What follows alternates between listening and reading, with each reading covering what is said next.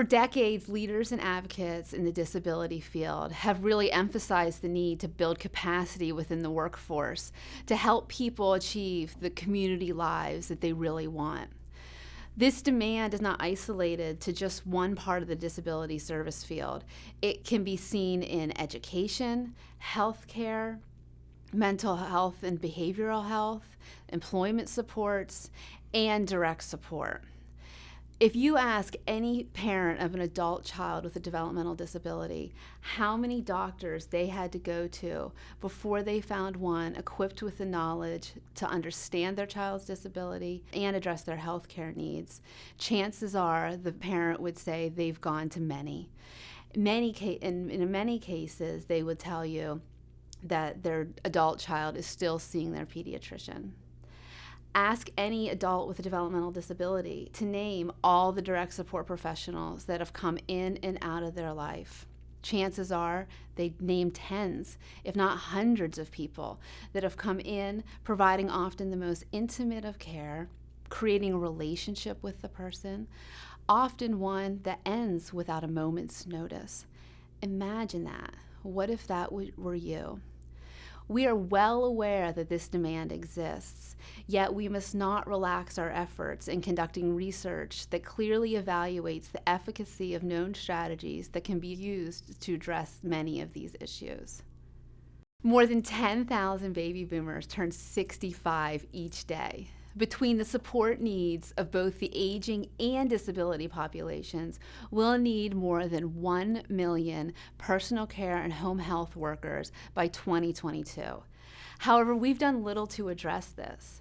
There are many barriers to meeting the capacity needs. There's high turnover, we have limited training opportunities for direct support professionals, there's a lack of recognition of the field, and opportunities for career growth are extremely rare. Research shows that with use of effective hiring practices such as realistic job previews, providing competency-based training and effective supervision can decrease turnover. Recent research also demonstrates that competency-based training and mentoring increases the likelihood that an individual with developmental disabilities will achieve their personally defined outcomes. We need to expand such research to increase the knowledge base and promote these promising practices on a widespread level. And as we do this, we need to consistently examine how we define the role of a direct support professional in order to create more alignment with the support that is truly needed for the person to be included in his or her community. I'd be more than remiss if I didn't address the critical topic of wages. We must make a living wage a reality for direct support professionals.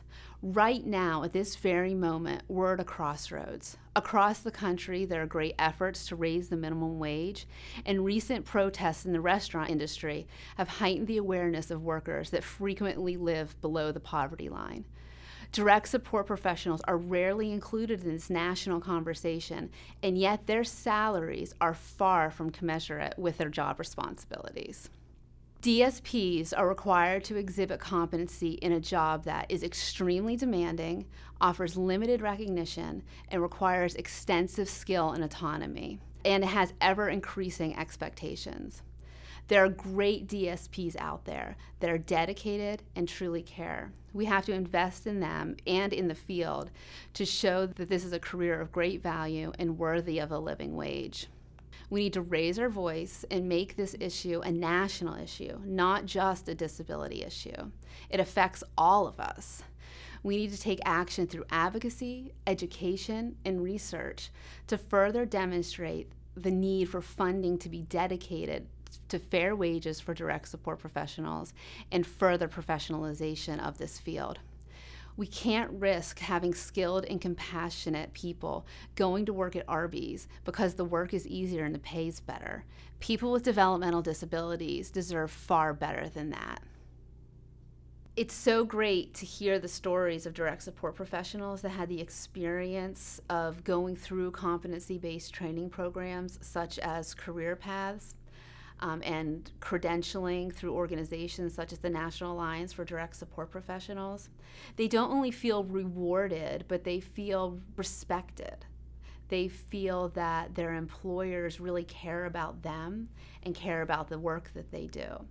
They often say, many of those that have been in the field for years will say that going through such competency-based training programs was such a worthwhile endeavor because they learned things that they hadn't known before, and it really enabled them to change the way they were providing support and help make the lives of people with developmental disabilities better.